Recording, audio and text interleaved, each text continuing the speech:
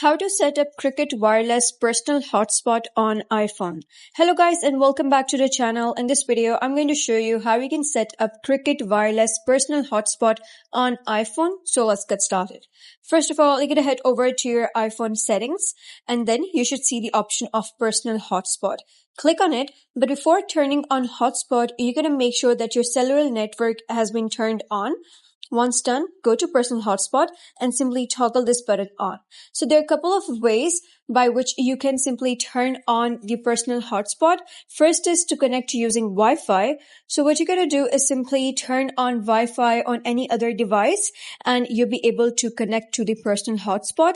The second way is to connect using Bluetooth.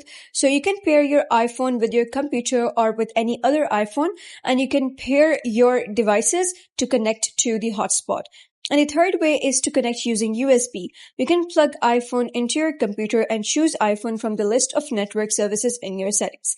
And just as easy as that, that was how you can set up Cricket Wireless Personal Hotspot on iPhone.